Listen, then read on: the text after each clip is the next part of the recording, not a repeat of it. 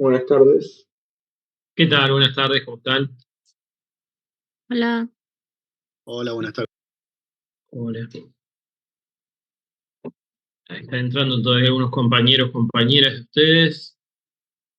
Son menos, espero que no se estén cayendo a lo largo de la materia. Igual que no tomemos lista en esta instancia también debe generar algún tipo de reducción, pero no pasa nada. La idea es que estén quienes les interesa. ¿Pudieron entregar hoy la segunda versión del TP? Sí. Sí, profe, Genial. ya está. Sí, profe. Sí, Ya desde profesor, ayer. sí. Sí, por suerte.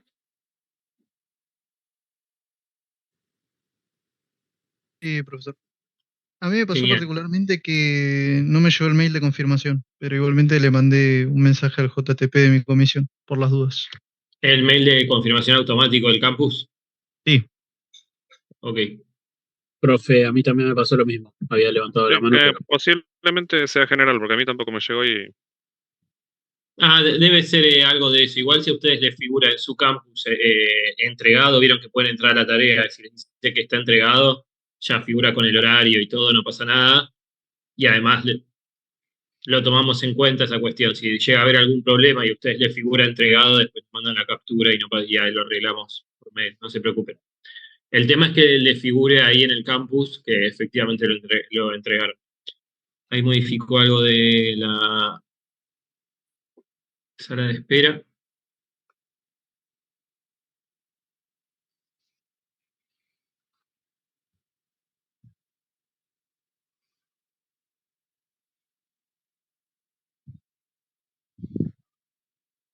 Profe, ¿le puedo hacer una consulta sobre el parcial?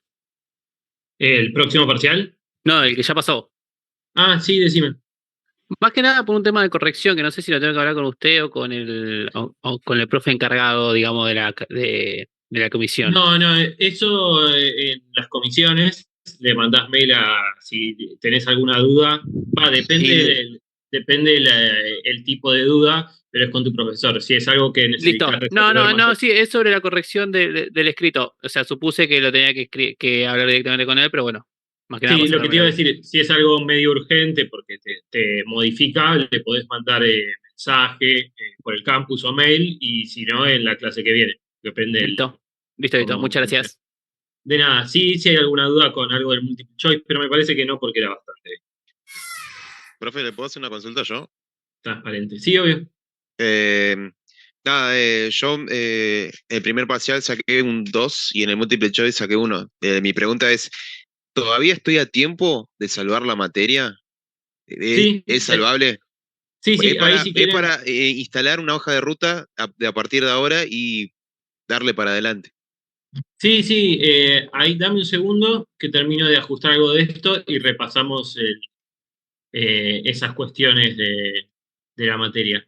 No estoy pudiendo desactivar la sala de espera, que era algo que hacía en este. Ah, ya lo encontré. Denme un segundo y ahí retomo sus dudas.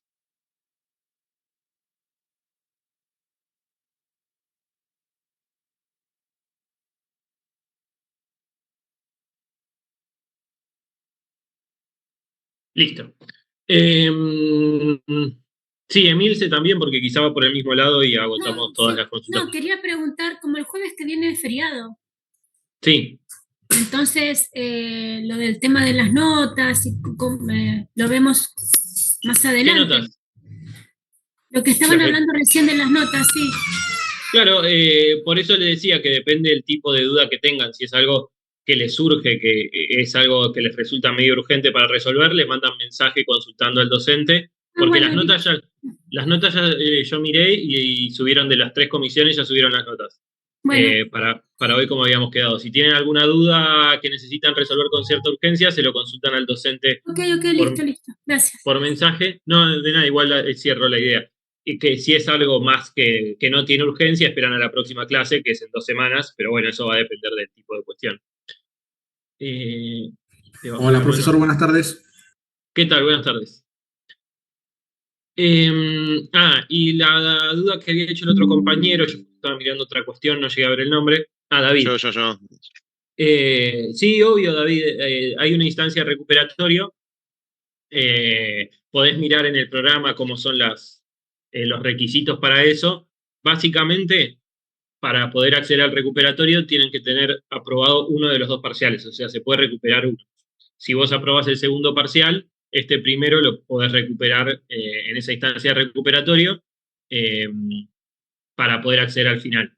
Cuando se va al recuperatorio ya se pierde la posibilidad de promocionar, pero sí podés llegar al final, que es el recorrido lógico de la materia además. Así que no tenés perdida la materia, ni mucho menos. Sí, entregada todas las cuestiones. Hagamos si quieren un repasito rápido de eso. Requisitos para aprobar la materia en principio, que tengan la asistencia necesaria a sus prácticos, ¿no? 75% de la asistencia a los prácticos, que hayan entregado todas las instancias que es necesario entregar, y después respecto a las notas. Van a tener 3 notas numéricas ustedes, los 2 parciales y este segundo TP, segunda versión del TP2 que entregaron hoy. Tienen que estar los 3 aprobados, es decir, los 3 con mínimo 4. Si ustedes ya tienen estas cosas que yo dije, de mínimo tienen la materia aprobada y acceden a final. Si ese promedio que les quedó es entre 4 y menos de 7, van a final. Si el promedio que les quedó es superior a 7, habiendo aprobado todas las instancias, sin ir al recuperatorio, es decir, sin desaprobar ninguna instancia, promocionan. Así que estarías en esa instancia, David. Tenés que aprobar las otras 2 cuestiones con 4 al menos, y ahí podés acceder al recuperatorio. Sí, Josué. Hola, buenas tardes. Bueno, ¿Qué tal? profe, en mi caso no pude entregar el TP el primero y el segundo, bueno, sí lo entregué, pero esta segunda revisión no llegué a hacerla tampoco. ¿Cómo estaría en ese caso más o menos? Pero sí hice el parcial y todo lo demás. Tenés que hablar con tu docente. Tenemos instancia de recuperación también para eso, pero tenés que ver porque ahí serían 2 trabajos. Consultale a tu docente, al de comisión. Bueno, perfecto, gracias, profe. De nada. Porque esas situaciones particulares queda a criterio de cada profe de comisión. Matías. Hola, profe, buenas tardes. Consulta, yo el primer parcial me saqué un 6. ¿Ese tendría que ir a actividad final? Perdona, ¿o tendría que sacarme un 4 o No, más? no. Ustedes con 4 aprueban el examen. Que aprobar Sí. significa, básicamente que no necesitas recuperarlo. Ese examen, 6, te felicito, es una nota, está muy bien esa nota. En el segundo examen y en lo que entregaste hoy, supongo, en la segunda versión del TP2, vas a tener una nota en cada una de esas instancias. Necesitas por lo menos 4 en cada una de ellas, si no vas a tener que recuperar, pero si sacás más de 4, Claro. si vos tenés Para un 21, promedio, ¿no? si Para vos que la tenés un suma- promedio, claro, 21 Ah, dividido 3 es 7, eso para promocionar. Para aprobar, perfecto. que aprobar implica ir a final, es entre 4 y 6,99, digamos. Dale, Bien. gracias, profe. De nada. ¿Alguna otra duda, consulta, cuestión respecto a esto? Sí, profe, perdón, Sí, le hago Luca. una consulta. Obvio. Yo tengo, buen día, buenas tardes. Tengo, capaz no entendí bien, yo tengo en la parte de calificaciones, tengo entrega primera parte, una nota, Sí. y después tengo una que se llama segunda parte, comisión A, Guillermo Bianchi, y tengo otra nota. Solamente tengo esos 2 valores. No sé si me De, explico. ¿De las evaluaciones me estás hablando O o no de los estoy. TPs? Mira, hay varias cosas, pero tengo, ponele trabajo práctico número 1, primera entrega, trabajo práctico No, número 2 el y trabajo práctico 1 no lleva nota numérica. el Vamos a hacer 1 algo. no lleva nota. Espérame un segundito. Dale. Así yo entro también. ¿Cuál es tu apellido? Va a ser más fácil si se pone en el nombre y Ah, apellido. perdón. No, Barbieri. no hay problema, te lo digo nada más, porque es más fácil. Ahí lo ¿Cómo cambio. es tu apellido? Barbieri, con B larga a las 2 veces. Dale, así te busco. Igual ya hacemos esta y después tenés que fijarte en la parte de evaluaciones. Subieron las notas los docentes a donde dice entrega primera parte. Entonces ahí vos deberías tener tu devolución, si está todo. Yo igual miré y las 3 comisiones ya subieron los exámenes. Así que, Lucas Barbieri, ¿te digo tu nota? ¿O preferís no? Sí, no tengo problema, no sé ni qué me saqué. 8 felicitaciones, está muy bien. Tenés un 8. Ahí, cuando accedes a esa zona, vas a encontrar. O sea que solamente tenemos una nota de la evaluación conjunta entre lo que fue el choice y la corrección Claro, del ese es el texto de primer la... parcial. Ok, ese es el que tengo 8. Y después no tendría que tener otra nota. Todavía no, Tenemos porque una sola por ahora. claro, porque Ok. lo que lleva la otra nota de lo que entregaron hasta ahora es lo que entregaron hoy a las 6 de la tarde. Ok. Hasta hoy a O las sea, 6 de la tendríamos tarde. una nota, el trabajo práctico que nos van a corregir y un parcial más y ya estaría. O sea, serían 3 notas nada más. Exacto, va el repaso. Ok. Primera nota, el parcial 1. Perfecto, gracias. O sea, tienen notas de 2 parciales, el parcial 1 y el parcial 2 que todavía no lo dieron, y una tercera nota que es de la segunda versión del trabajo práctico 2, que es lo que entregaron hoy. Y que todavía no hablamos con los docentes, pero más o menos el mismo tiempo de corrección que para el parcial 1, 3 semanas aproximadamente. Sí, Guillermo, el parcial 2 se va a corregir en el momento porque va a ser todo multiple choice. Guillermo, levantaste la mano.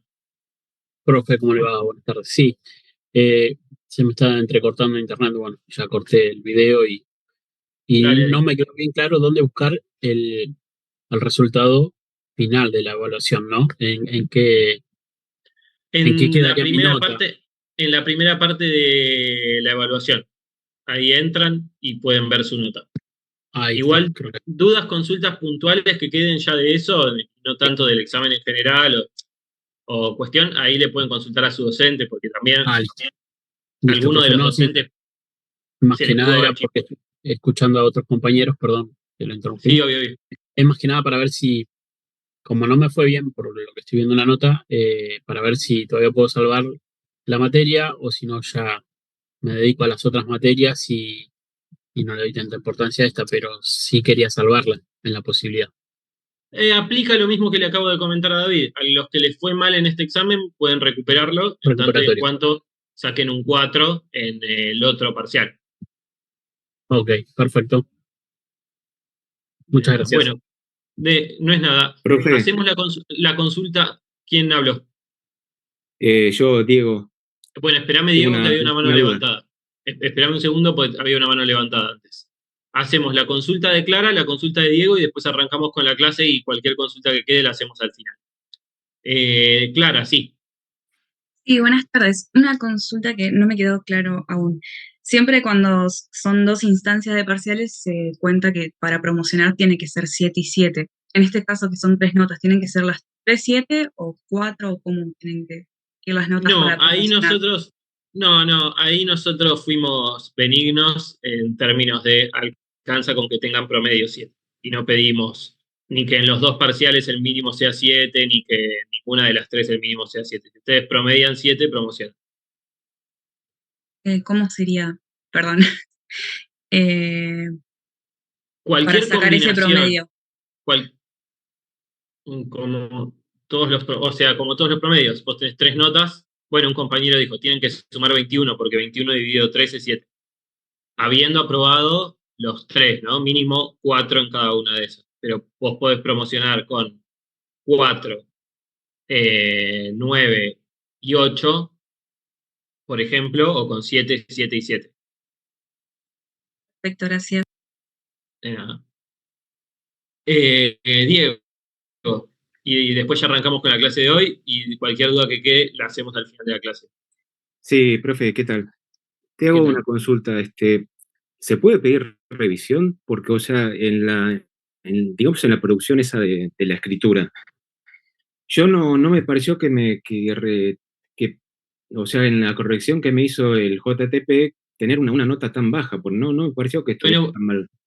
esto por eso es lo que les decía recién. Esa consulta va, primero, la consulta al JTP, si hay alguna cuestión que no se entiende por qué es o lo que sea, primero le consultan al JTP y si no quedan satisfechos con la explicación que les da, ustedes tienen el derecho a pedir revisión, que la hace un docente distinto a su JTP, en este caso seguramente la voy a hacer yo, con la siguiente aclaración.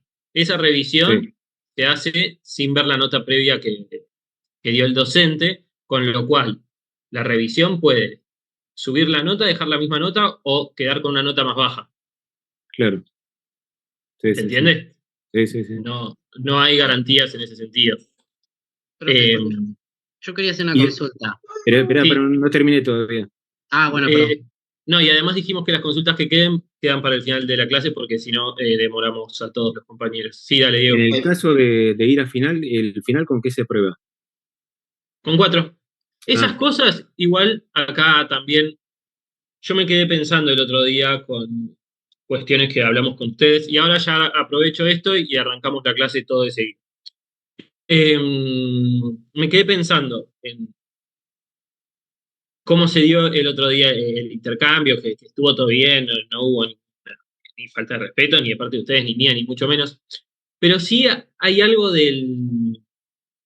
muchas preguntas que se hacen de cosas que están escritas en el programa, que nosotros repasamos mucho también en la primera clase, tanto en los prácticos como el teórico y demás, que es parte del oficio de estudiante. Nosotros hablamos mucho del oficio de estudiante, esto de revisar esas cosas. Lo mismo, algo que les recomiendo un montón, porque esto no va en tono de cagada a pedos, va en tono de sugerencia para ustedes. Revisen tanto los programas, revisen el reglamento académico, sobre todo si ustedes están pensando en serio en hacer esta carrera. ¿Por qué? Porque ahí están las cosas que a ustedes les dan una base real para exigirnos a nosotros como docentes, ¿no? Y entonces poder ahí discernir cuáles son elementos para poder exigir y cuáles no. Nosotros, yo les digo esto porque nosotros cumplimos con las cosas del reglamento y de hecho las cosas que no cumplimos es para ser más laxos con ustedes, si hay alguna. Por ejemplo, esto de no pedir mínimo 7 en cada uno de los exámenes, pero no perjudicándolos a ustedes. ¿Por qué les planteo esto? Por ejemplo, ¿con cuánto se aprueba el final? Bueno, eso es con 4 para todas las, se entiende para todas las materias, no es solo para acá. Además nos ahorraríamos unas cuantas de estas preguntas y también una serie de demoras para los compañeros. La otra vez nos fuimos mucho más tarde, ya había algunos compañeros que estaban hasta un poco frustrados con las preguntas de los demás. Lo mismo, preguntas que se repiten, todas las clases que tuvimos de este estilo, preguntan cuánto se toma lista, y yo aclaré en la primera, en la segunda, que en esta instancia no se toma lista. Nada, eso, les recomiendo mucho ir a mirar el reglamento académico, ir a mirar los programas de las materias que ustedes hacen. No solo por esto, porque quizá nos ahorra una etapa de tiempos, sino porque a ustedes también son los papeles que les indican cuáles son las cosas que ustedes efectivamente pueden exigir. Entonces, si ustedes vienen, por caso, y dicen, ¿cómo puede ser? Están haciendo algo que me perjudica respecto de lo que está en el reglamento, esa queja va a tener mucho más sustento, se entiende, que una queja que viene del lado, a mí me parece que tal cosa. Porque a mí me parece que tal cosa nos puede parecer a cada cual muy distinto, son 300 y pico, con lo cual puede haber 500 pareceres distintos entre ustedes, y después en última instancia también hay determinadas cuestiones, por ejemplo, el formato de los exámenes y demás, que queda en manos de los profesores, siempre respetando el reglamento, ¿no? Nada, como devolución general de algunas cosas que habían quedado la vez pasada. Voy a compartir pantalla. Denme un segundo que...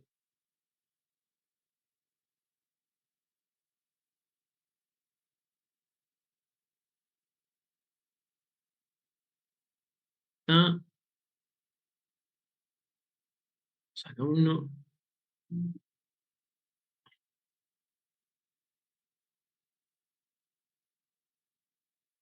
¿Se ve bien? Sí, se ve bien. Sí. Genial, Sí, muchas gracias. Sí, se ve bien. Bien, vinculado con lo que estábamos hablando. Para hoy teníamos este texto, espero que lo hayan podido leer. Va como pregunta primero, ¿lo pudieron leer? Veo algunos no, algún más o menos. Sí, profe.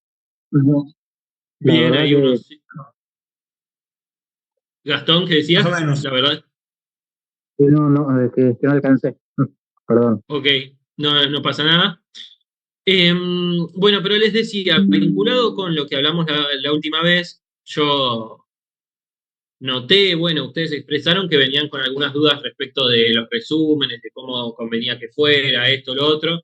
Entonces, lo que hablé con los docentes después de esas inquietudes que expresaron ustedes es que en la última clase práctica que tuvieron, le dedicaran un tiempo importante de la clase a esa cuestión del resumen y que quizá no se detuvieran tanto en de repente repasar cuestiones vinculadas con lo que nosotros habíamos visto en el teórico, y que en todo caso sí, se detuvieran bastante en cuestiones de escritura y en la parte de los grupos, de la actividad en grupo. Pensando en eso, sí separé un tiempo de la clase de hoy para repasar algunas cuestiones de la última clase teórica, por lo menos lo más importante, y utilizarlo como puente, como vínculo con lo que vamos a ver hoy. Como para generar una cuestión de nivelación común entre todos los prácticos. La clase pasada vimos, por un lado, no la concepción hipotética de la ciencia. No me voy a detener demasiado, cualquier cosa. Ahora sí abrimos a consultas de contenido y demás, ahora que ya pasamos la cuestión relacionada con cuestiones formales de los exámenes. Consultas sobre contenido de la clase pasada ya abrimos ahora, y también si hay algo del texto que no se haya entendido, lo vamos a ir viendo. Habíamos visto qué significaba esta cuestión de la concepción hipotética de la ciencia. Nos habíamos detenido en algunas características de las hipótesis, ¿no? Esta idea de la hipótesis como enunciado. Algo del estatus histórico vimos de las hipótesis, que ya nos permite ir anclando cuestiones de la última clase en contenidos relacionados con la clase de hoy. Y vimos algunas clasificaciones también de las hipótesis. Por ejemplo, esta idea de que existen hipótesis derivadas, hipótesis fundamentales, por un lado. También vimos el interés que tiene derivar hipótesis, ¿no? Que nos permite generar una situación más sistemática, nos permite conectar, vincular investigaciones cuya relación a priori no necesariamente es evidente. Hablamos también respecto de las hipótesis rivales, y luego hicimos un nexo con el lugar que tenían estas hipótesis dentro del método científico. En particular, dentro de los métodos científicos, porque podemos hablar en plural de eso, nos detuvimos específicamente en el método hipotético deductivo. Vimos algunos pasos, ¿no?, de cómo se estructura el método hipotético deductivo en su versión simple, y luego nos metimos en algunas cuestiones que vinculan a las hipótesis con la ciencia en un sentido más amplio, y en particular el criterio de demarcación, ¿no? Porque nos permitían pensar la manera en la que se formulan las hipótesis, dónde radica ese carácter científico. Y ahí nos metimos con algunos conceptos puntuales como contrastabilidad, falsabilidad, y empezamos a hablar, o seguimos hablando en realidad, de Karl Popper y algunas líneas que tira que nos son útiles para pensar todos estos elementos. Hasta acá, digo, este repaso de esa parte de la clase pasada. ¿Alguna duda, alguna cuestión, algo que quieran que volvamos a repasar, que volvamos a pensar?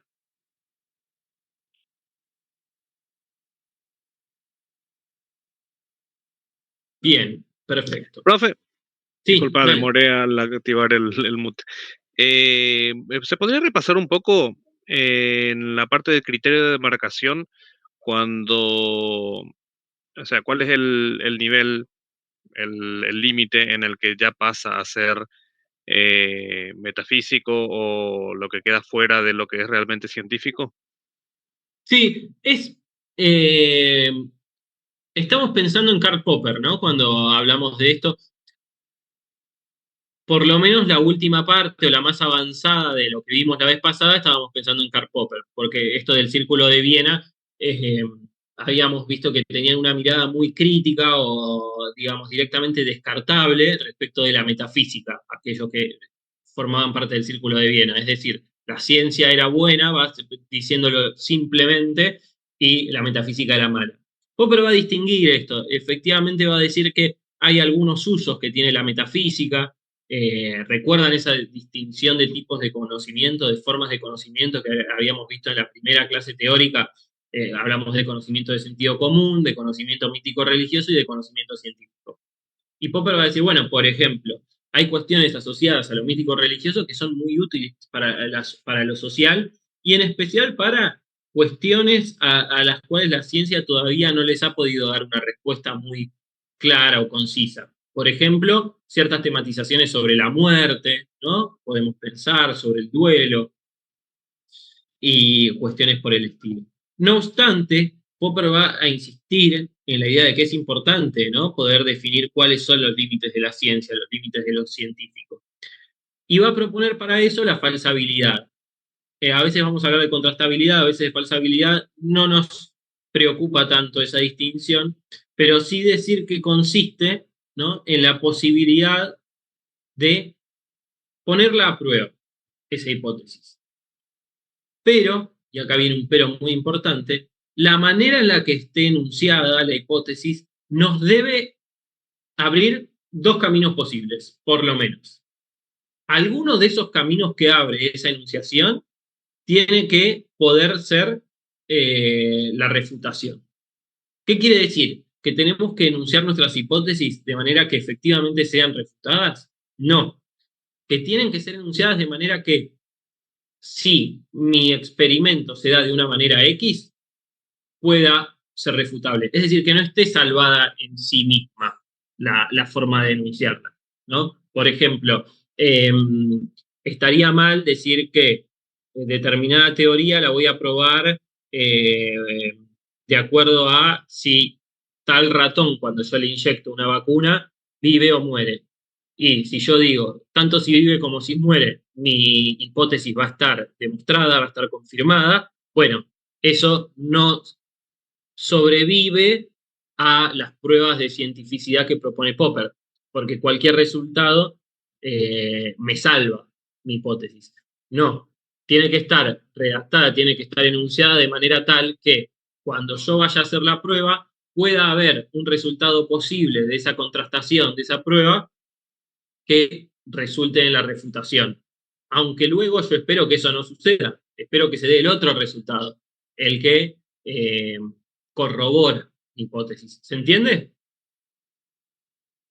Sí, profe. Entonces, bueno, lo que yo entiendo según lo que explicaste es que el criterio de demarcación vendría a ser la posibilidad de refutar o corroborar la teoría, ¿es correcto? Sí, es correcto. Tiene que haber refutabilidad, ¿no? Y tiene que tener elementos con los cuales yo pueda hacer una prueba que resulte en alguno de esos dos resultados. ¿Se acuerdan que habíamos visto el ejemplo, yo no lo traje en el PPT de hoy porque era algo muy específico, de las formulaciones de todo ser vivo y solamente los seres vivos tienen algo que se denomina fuerza vital, punto. Como yo no puedo de ahí derivar hipótesis porque no sé en qué consistiría esa fuerza vital, ahí no hay cientificidad, por lo menos no dicho de esa manera. Si uno lo enuncia de esa manera, no hay cientificidad. ¿Por qué? Porque además es tautológico. Si toda fuerza viva, todo ser vivo tiene esa fuerza vital, ya está, es tautológico. No hay prueba que me vaya a permitir demostrar que ahí eso es falso. Si en cambio, por ejemplo, yo lo formulara de una manera en la cual se dijera todo ser vivo y exclusivamente los seres vivos van a tener una fuerza vital que consiste en, y ahí sí yo doy una serie de parámetros demostrables, por ejemplo, una temperatura entre 10 y 40 grados, latidos del corazón, etcétera, etcétera. Bueno, ahí es otra cosa, ¿no? Porque yo puedo ir y efectivamente chequear si los seres vivos tienen esos criterios que yo estoy planteando. Ahí le estaría dando cientificidad. Entonces, esta posibilidad esta falsabilidad es lo que demarcaría para Popper el límite entre ciencia y metafísica. La posibilidad de que, por la manera en la que está enunciada una determinada hipótesis, me permita ir y hacer una prueba que pueda tener dos resultados: la refutación o la corroboración. Es un poco lo que vos dijiste, Oscar, pero le estoy dando una vuelta sencillamente para poder profundizar un poquito. Bien. Y luego, la clase pasada nos habíamos metido con la pregunta respecto del progreso del conocimiento científico. Y acá es que ya nos vamos a meter en la filmina siguiente con el contenido de hoy. Recuerdan que habíamos primero hablado de Newton Smith y su inducción pesimista, esta idea de que si de todas formas las hipótesis muy probablemente van a ser desechadas, ¿de qué sirve todo esto?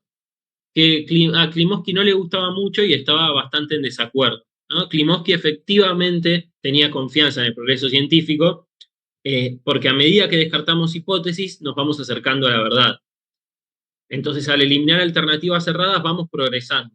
Hay mundos, es decir, tanto por la negativa, porque vamos desechando mundos que sabemos que no son, posibilidades de manera de describir el mundo que no son adecuadas, que no se adecúan a las condiciones reales, las vamos desechando, entonces ahí veo un progreso Klimovsky, pero también por la positiva, porque al mismo tiempo hay mundos posibles que sobreviven.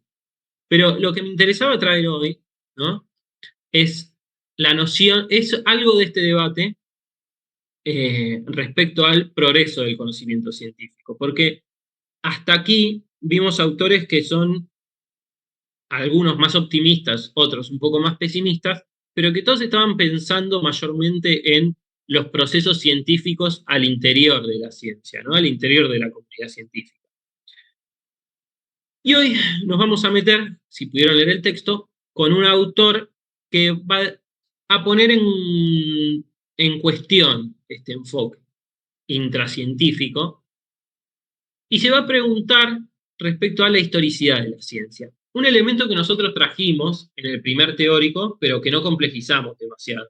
¿Se acuerdan que después hicieron un ejercicio en el práctico vinculando elementos de la ciencia y la tecnología con su historicidad? Pero la pregunta que va a traer Kuhn, si iba a decir, ya en mi cabeza tenía Popper, Klimovsky, todo mezclado. La pregunta que va a traer Kuhn es, ¿siempre va para adelante esto? ¿No? ¿Siempre hay progreso acumulado, como veníamos pensando hasta acá con algunos autores?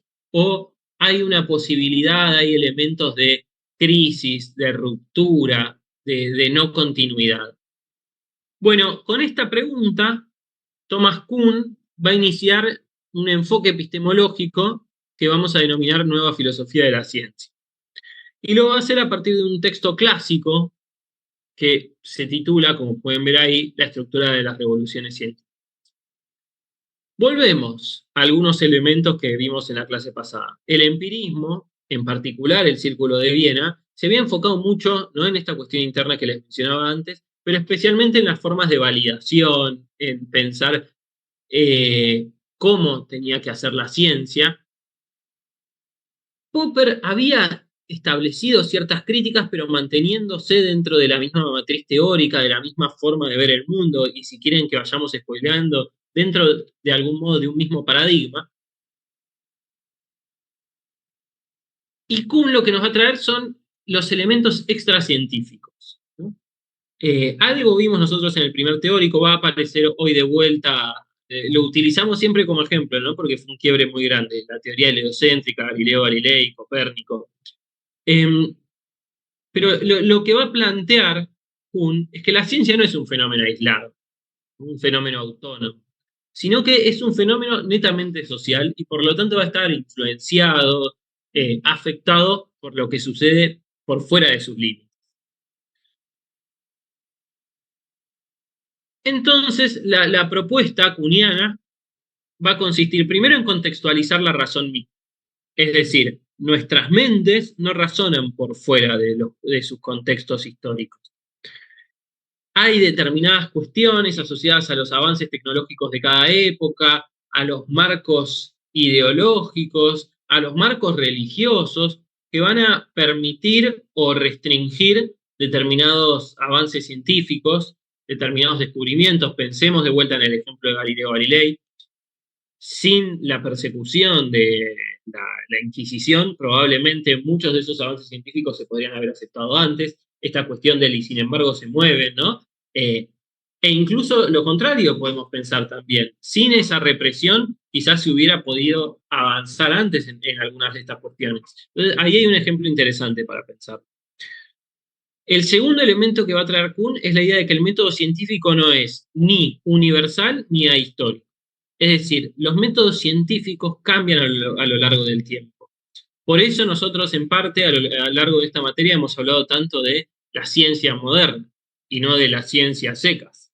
¿Por qué? Porque encontramos ciertas características que ustedes vieron en el texto de Carbonelli et al., que son muy propias de esa época de la ciencia, que se mantienen hasta hoy, pero que la ciencia en el medioevo e incluso las formas científicas de los griegos no respetaban, no tenían las mismas reglas. Entonces, Kuhn va a decir, esto nos sirve para ver el pasado, pero también el futuro. No necesariamente lo que nosotros pensamos, método científico hoy validado, va a continuar así. Que con el tiempo los criterios de racionalidad se van a ver modificados para Kuhn. Y hay muchos factores externos a la ciencia que nosotros podemos evaluar cómo afectan a la misma. Y que van a tener mucho que ver con si se decide sostener o no diversas teorías, pero también diversas metodologías. Entonces, ¿qué sucede? Si el método científico es histórico, vamos a tener que pensar la historia, precisamente. Hay un ejemplito ahí en el texto que me parece interesante. Voy adelantando algunas cuestiones, ¿no? Nosotros los textos que traemos no es para adoptarlos acríticamente, no solo los textos, tampoco lo que traen los autores previos. Vamos a ir viendo algunos ejemplos, tengan paciencia, porque yo sé que mucho de lo que van a sostener Kuhn y que traen Espinosa y Gómez en su capítulo es difícil de pensar sin ejemplos, vamos a ir trayendo. Pero una cuestión muy marcada de la teoría de Kuhn, que es bastante excepcional, por decirlo de alguna manera, es más útil para pensar momentos históricos muy puntuales, esta teoría, probablemente, antes que la forma en la que la ciencia se desenvuelve cotidianamente. Voy adelantando, entonces, algunas pistas del texto. ¿Qué va a decir Kuhn respecto a lo que sucede con estos cambios históricos?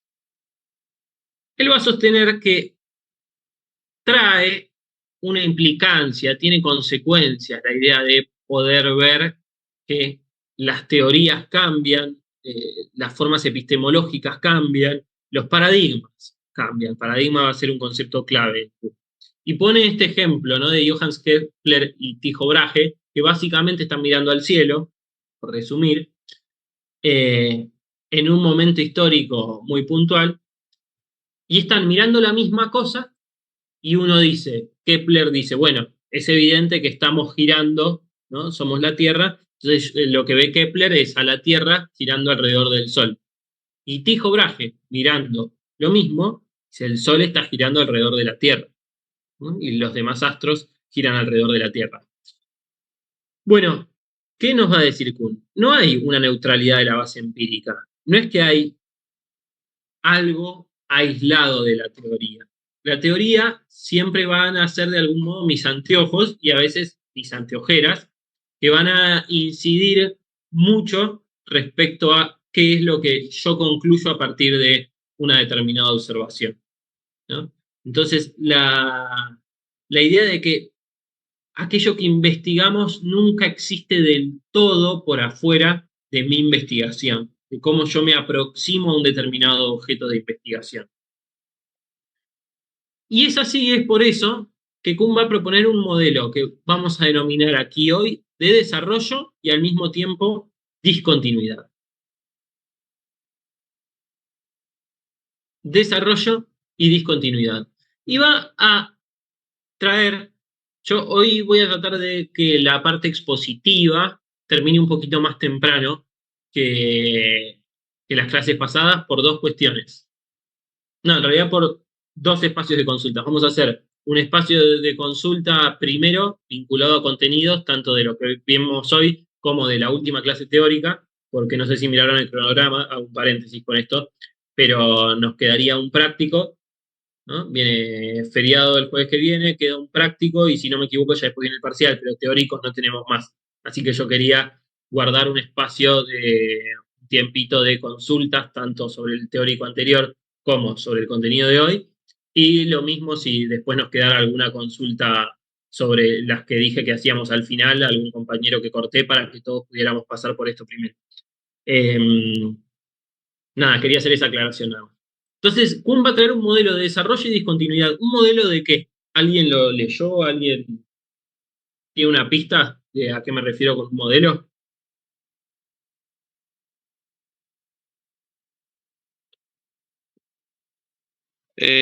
¿Podría ser los paradigmas?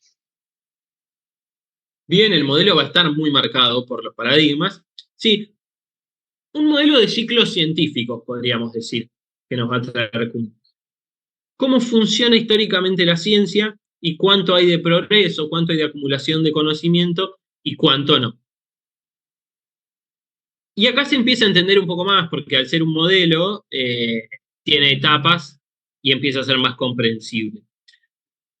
Kuhn va a decir que toda disciplina tiene un periodo precientífico. ¿Precientífico qué significa el prefijo pre? Antes. Entonces, antes de convertirse efectivamente en ciencia, todavía estamos hablando de una disciplina, nada más. ¿Y por qué se va a caracterizar? Bueno, por ser un campo de investigación incipiente, ¿no? Naciente, en el cual no va a haber todavía un consenso respecto a criterios mínimos sobre cómo actuar, sobre cómo investigar, sobre las etapas de esa investigación, sobre ciertos principios fundamentales, principios ontológicos, generalizaciones simbólicas, va a decir después, que todavía no se comparten. Al contrario, no solo no se comparten, sino que va a haber escuelas de pensamiento rivalizando, ¿no? Y el ejemplo que él va a traer de esto va a ser el de la óptica, previo a los desarrollos de Newton, ¿no? En una etapa en la cual todavía no se entendía muy bien cómo funcionaba la luz, cómo se reflejaba la luz. Entonces había explicaciones muy diversas para un mismo fenómeno, pero que no tenían en común ni siquiera ciertas cuestiones básicas como para poder dialogar entre sí, ¿no? Eran necesariamente excluyentes entre sí. Entonces, vamos a tener siempre para un periodo precientífico en las disciplinas, marcado de vuelta por la rivalidad entre diversas escuelas, la ausencia de criterios comunes, ¿no? Podemos pensar, por ejemplo, un criterio común para la astronomía, siguiendo el mismo ejemplo de antes, la idea de que la Tierra se mueve. Si en cambio la Tierra estuviera fija, eso modificaría completamente la manera en la que hay que evaluar a los demás astros. Lo mismo, la teoría de Darwin, ¿no? Cómo pensar la biología. Vamos a ir metiéndonos en algunos ejemplos luego. Pero en esta etapa precientífica no hay ningún tipo de criterio común entre los científicos. ¿Se escucha un ruido o sigo? Porque me pusieron acá al lado la música gigante. ¿Sigo? Bien. Se escucha bien, profe. Gracias. Una mano levantada, Joaquín, ¿no? Sí, profe, sin querer. Igual iba a decir algo de, no sé, este tema, Dale. del periodo precientífico. Bien, vuelvo. ¿Qué ibas a decir? Que era heterogéneo, ¿puede ser? ¿Era eso? Totalmente, ¿no? Como rivalizan estas escuelas, es un momento muy heterogéneo en la cual hay muchos grupos tratando de buscar explicaciones para un mismo fenómeno o para un mismo problema, pero explicaciones completamente opuestas entre sí, excluyentes. Gastón, levantaste la mano también. Hola, ¿se escucha? Sí. Quería decirle, bueno, había leído algo de eso por arriba, y Tomás Kuhn creo que había desarrollado lo que había explicado usted, estimado, que es el desarrollo, ¿cómo es? Científico, puede ser, que se divida en 5 estadios, que habías Claro, explicado vos, que era la fase 1 la precientífica, la 2 normal, y la 3 ciencia revolucionaria sería. Creo exacto, que sí, sí, hasta exactamente.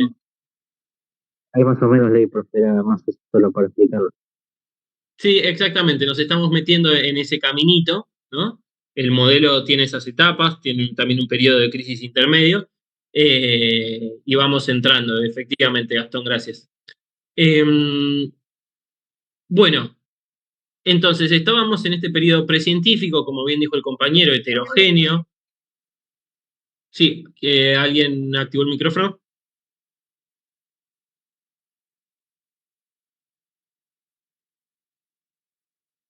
Bueno, sigo.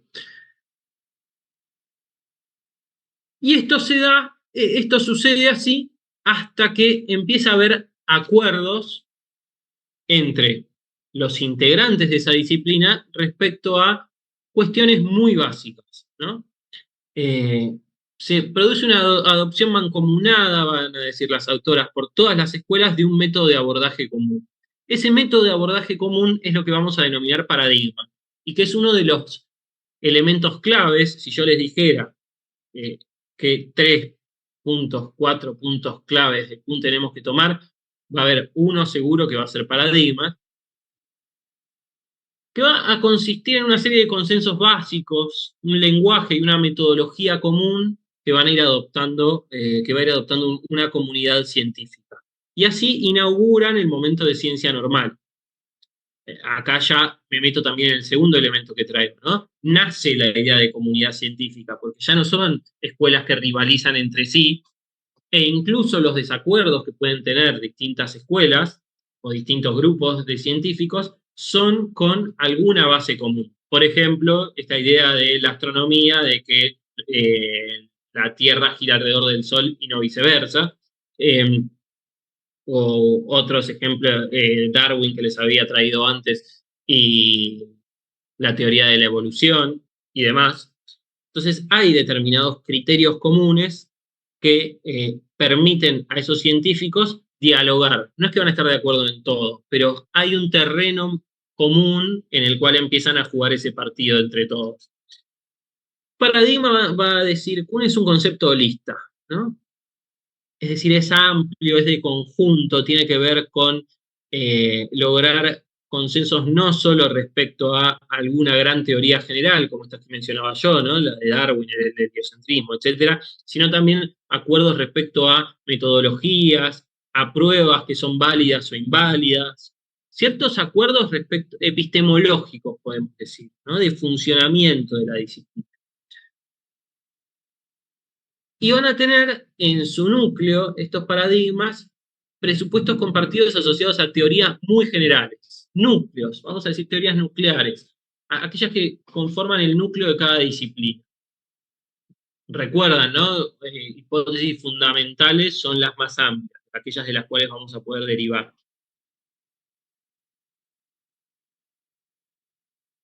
Y nace, en este momento de ciencia normal, la idea de comunidad científica y por lo tanto redes científicas que se van a ir institucionalizando en bueno, perdón por la redundancia, en instituciones comunes, revistas científicas de determinados campos, universidades, departamentos de universidades de esas disciplinas, facultades, institutos de investigación, donde estas comunidades científicas van a desempeñar sus tareas y van a tener como espacio de encuentro.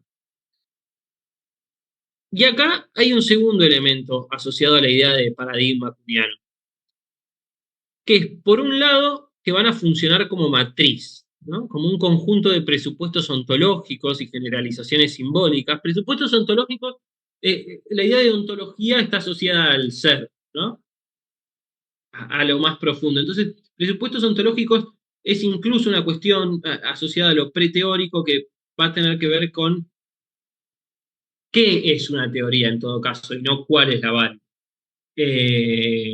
Cómo se tiene que expresar una teoría. Esto que estábamos hablando antes respecto a las hipótesis, no necesariamente todavía a las generalizaciones simbólicas, que es la manera en la que se va a referir a las teorías generales, sino a cómo estas deben ser expresadas, en qué consiste una teoría.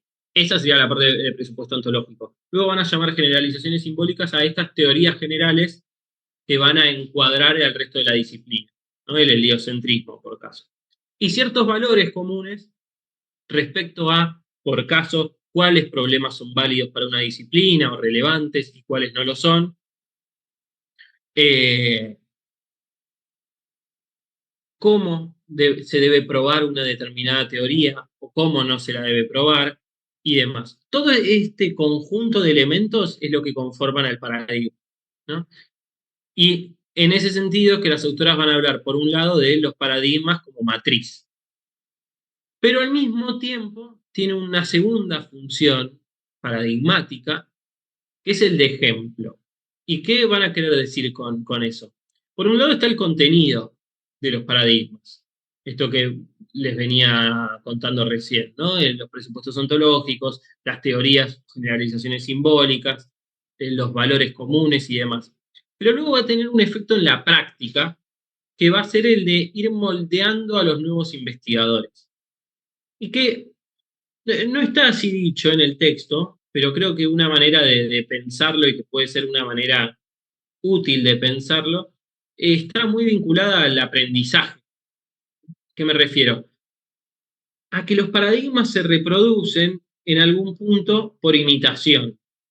¿Qué quiere decir? Cuando yo ingreso a una disciplina, tomo referentes, modelos, que son aquellos que ya se están moviendo bajo ese determinado paradigma. Y yo al tomarlos como modelo, como ingresante a esa disciplina, empiezo a reproducir esas mismas cuestiones que a su vez son las que reproducen el paradigma. Esas mismas cuestiones, insisto, las teorías, los valores, las formas de actuar, etc. Entonces, va a decir Kuhn, por esos dos elementos asociados a los paradigmas es que la ciencia normal se reproduce. Y ahora vamos a, primero, ver dos ejemplos de paradigmas. Hay uno, ya los mencioné, pero nos detenemos un poquito más, y luego ver qué significa que se reproduzca un paradigma.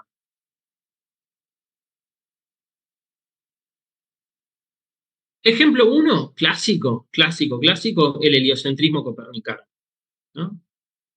¿Por qué hay un paradigma?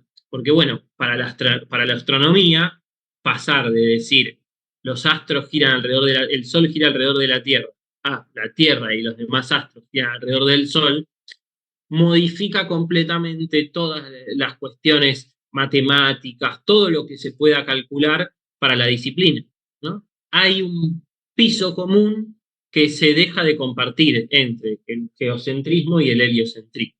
Entonces, ahí hay un quiebre muy clásico. La teoría de la evolución de Darwin también, la idea de que las especies evolucionan y por lo tanto están conectadas entre sí. La idea de pensarlas conectadas entre sí, por lo menos ciertas líneas de especies, es completamente distinta para la biología que pensar a las especies cada una aislada, ¿no? Porque abre la idea de pensarlas conectadas entre sí a través de la evolución, una agenda de investigación completamente diferente a la que pensaba, porque ya ha quedado descartada, que cada especie está aislada entre sí y es única y no se conecta con las demás. Y hay un segundo elemento asociado a la ciencia normal, que quizá me parece todavía más interesante y en el que nos vamos a detener un poquito más. Antes de detenernos un poquito más, ¿hasta acá vamos bien? Bien, Sí. veo. Sí, profe. Sí, Ricardo. Sí, profe. Sí. profe. Bien, Ricardo, ¿dudas, consultas? Digo porque levantó la mano. No, profe, Oh. está todo bien. Bien, buenísimo. Ahí voy. Entonces estábamos hablando de la ciencia normal. Habíamos pasado del periodo precientífico, donde no teníamos acuerdos, donde había una alta heterogeneidad, donde había escuelas que rivalizaban entre sí, a un momento de acuerdo, de consenso respecto a elementos básicos que hacen a la disciplina. ¿Qué efectos va a tener ese consenso? Primero, una mayor productividad. ¿Qué quiere decir una mayor productividad? Al haber más acuerdos hay menos tiempo discutiendo entre los integrantes de esa disciplina sobre las bases mínimas en las cuales se tiene que sustentar. Y eso va a permitir una mayor productividad a la hora de resolver enigmas. ¿Qué son los enigmas? Básicamente problemas que va a buscar resolver una determinada disciplina científica. Pero una categoría especial de problemas, podríamos decir que que es útil para la disciplina misma para ponerse a prueba, ¿no? Siempre los enigmas tienen que tener más de una solución posible, porque si no, si tiene una sola solución posible, es algo similar a la cuestión de las hipótesis que hablábamos antes, ¿no? No significa un desafío para la ciencia. Y esta etapa de ciencia normal se va a caracterizar también porque al interior hay acumulación de conocimiento. En algún punto lo que viene a decir Kuhn con todo esto, ¿no? Es, en mi esquema, todos los demás epistemólogos están hablando siempre del momento de ciencia normal, en el cual hay acumulación de conocimiento, acumulación lineal, en la cual sencillamente una investigación genera un conocimiento nuevo atrás de otra y atrás de otra y atrás de otra, y eso permite sí una acumulación de esos conocimientos. Se entiende básicamente al interior de la ciencia normal es donde sucede todo lo que venimos hablando hasta ahora. No solo hoy, digo, en las clases pasadas. Por ejemplo, uno podría pensar las etapas del método hipotético deductivo en este momento de la ciencia normal. Y el paradigma compartido va a tener funciones no solo respecto de la comunidad científica, sino respecto al campo que delimita. Y entonces va a señalar el propio paradigma, esos elementos comunes, cuáles son las cuestiones a resolver. Y al mismo tiempo nos brinda herramientas para hacerlo. Por ejemplo, los métodos. ¿Qué va a suceder? Y acá se empieza a poner la cosa novedosa. No siempre se va a lograr resolver los enigmas con éxito. Esto es algo relativamente normal porque toda disciplina mantiene sus cuestiones irresueltas y es lo que en algún punto podemos pensar hace que la rueda siga funcionando, ¿no? Sigamos teniendo preguntas que querramos responder, si no, no tendría sentido la ciencia. Pero en algún momento de esa ciencia normal, va a decir Kuhn, pueden aparecer en lugar de enigmas, anomalías. ¿Qué son las anomalías? Bueno, son problemas también, pero otro tipo de problemas que lo que hacen es poner en cuestión al propio paradigma o empieza a hacerse ver, hacerse notar que el paradigma no me es útil para responder determinados tipos de problemas a los que vamos a denominar anomalías. ¿Ahí qué puede suceder? Bueno, tenemos dos caminos posibles. Por un lado, y el más probable, sencillamente que se produzca algún tipo de reajuste de la teoría o que se pueda pensar esas anomalías como parte del campo esperable. ¿Qué quiero decir como parte del campo esperable? Bueno, hay determinadas cuestiones que no podemos resolver hoy día en las condiciones que nosotros tenemos.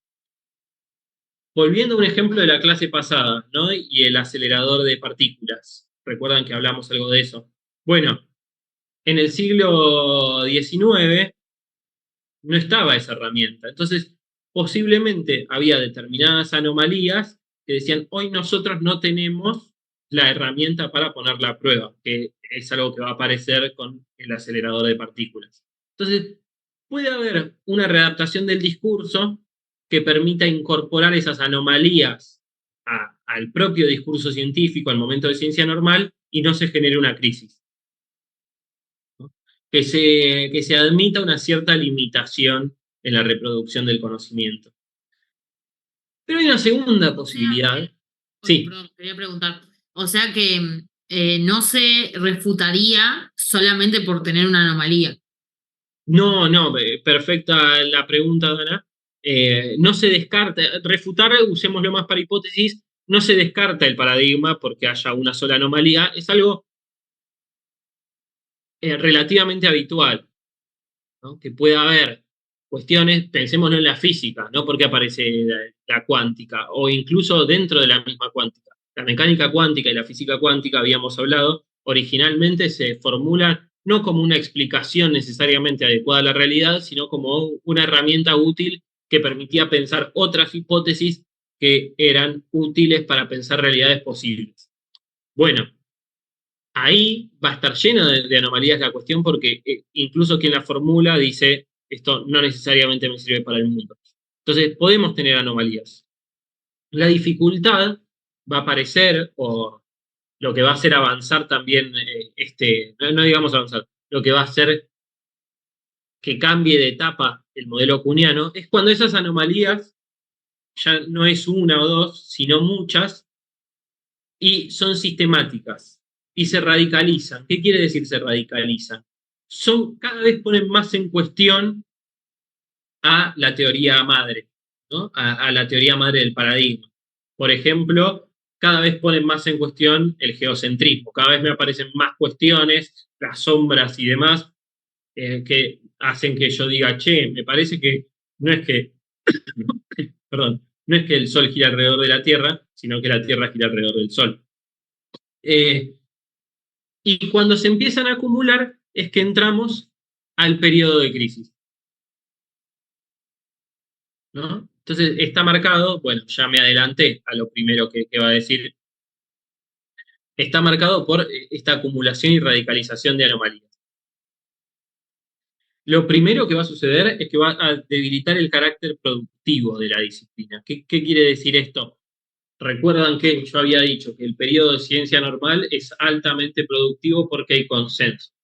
Estos consensos se empiezan a romper y empieza a haber dudas y preguntas, ya no solo de mi última hipótesis derivada, cómo se corresponde o no con la realidad, sino de mis hipótesis fundamentales. Porque si hay tantas anomalías que no me permiten responder sobre las hipótesis derivadas, empiezo a dudar de lo que está arriba de todo, ¿no? Y eso va a traer un proceso de inseguridad profesional profundo. Crisis, digo, pues como a nosotros en nuestras vidas, ¿no? Y los momentos de crisis e inseguridad, bueno, va a pasar con las disciplinas, ¿por qué? Porque no va a ser un científico, sino que van a ser muchos científicos, grupos de científicos, que ponen en duda la validez de un paradigma que muchas veces traerá por lo menos décadas de funcionamiento. Y ante eso... Y eso ya no sería, o sea, ya no sería ciencia normal. Bueno, es muy buena la pregunta por lo siguiente. Para Kuhn es todavía un momento intraparadigmático, el periodo de crisis. Todavía estamos dentro del paradigma. ¿Por qué? Porque el periodo de crisis puede traer dos escenarios posibles. Es decir, te voy a decir primero lo que dice Kuhn, Spinoza y Gómez, que son las que escriben a su vez sobre Kuhn en el texto que teníamos para leer, y después te hago una interpretación yo. Él va a decir es intraparadigmático por esto que te comento, porque todavía no se rompió. Pero sí lo podemos pensar, y esto lo traigo yo, como muy cercano a la frontera, ¿no? Muy cercano a la frontera del fin de paradigma, por esta acumulación de problemas. Y ahí tenemos dos escenarios. El primero es readaptación. ¿Qué quiere decir readaptación? Que el paradigma inicial que teníamos le incorporamos algún tipo de modificación o salvedad que nos permite salvar el paradigma y resolver estas anomalías, o por lo menos algunas de ellas, ¿no? Le incorporamos un nuevo elemento a la teoría fundamental, sumamos alguna teoría auxiliar, pero no se descarta esa teoría general. El escenario B, y es el que nos va a permitir avanzar en la exposición, es el de cambio, ruptura del paradigma. Ante la crisis, ante la imposibilidad que presenta el paradigma vigente para resolver esas anomalías, van a empezar a competir entre sí, si no se da este primer escenario de readaptación, nuevas teorías. ¿Y a qué volvemos? Volvemos a una situación no igual, pero con algunos rasgos comunes con el periodo precientífico. No sé si recuerdan. Entonces, ¿por qué? Escuelas que van a rivalizar entre sí, se empieza a poner en duda ese piso común de de diálogo de la propia disciplina. Y hay una de estas teorías que comienzan a competir entre sí que va a ganar nuevos adeptos. Y aquella que se muestre como la más apta es algo interesante porque así como hablamos de pensar la historicidad de la teoría, cuando uno lee a Kuhn, lo podemos pensar muy vinculado a dos cuestiones que estaban muy en boga en la época, ¿no?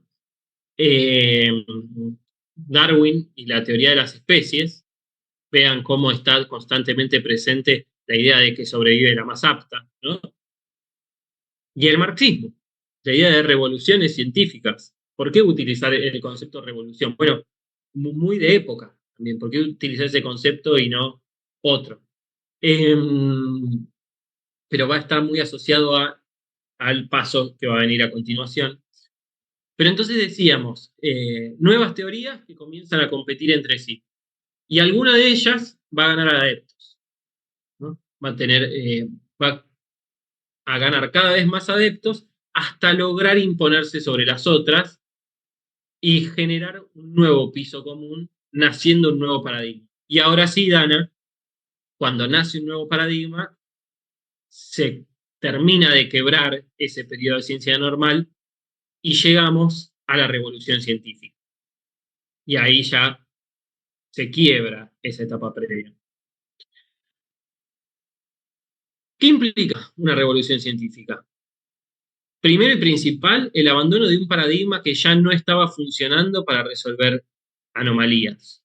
Y ya no funcionaba tampoco para resolver ningún tipo de pregunta.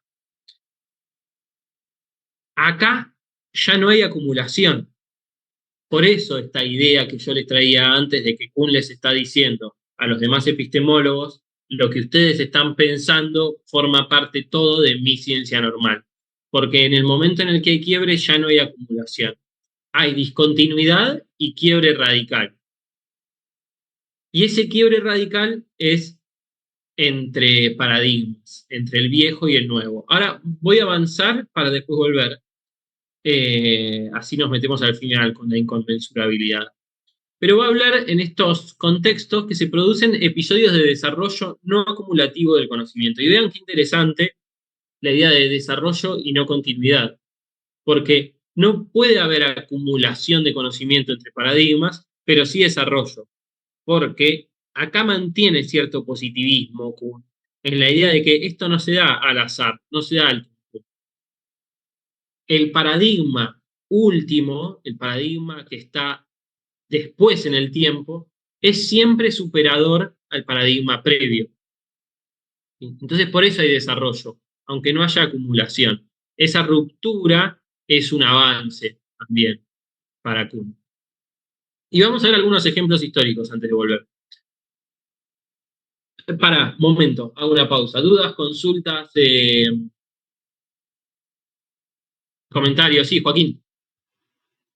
Profe, o sea que el cambio tenía que ver con el escepticismo, ¿puede ser? ¿O nada que ver? No, está bien, sí. El escepticismo de esa comunidad científica previa, esa comunidad científica en la ciencia normal, ese escepticismo que se empieza a generar por la imposibilidad que está demostrando el paradigma de resolver problemas. Nosotros, y ahí te doy la palabra a Oscar, un segundito. ¿Por qué traemos un poco este texto? Y me adelanto a alguna crítica que uno podría hacer a Kuhn. No me adelanto, ya la hago. Crítica a Kuhn, ustedes me dirán, bueno, vos quién sos para empezar a criticar a Kuhn, a Popper, digo, para hacer una mirada crítica.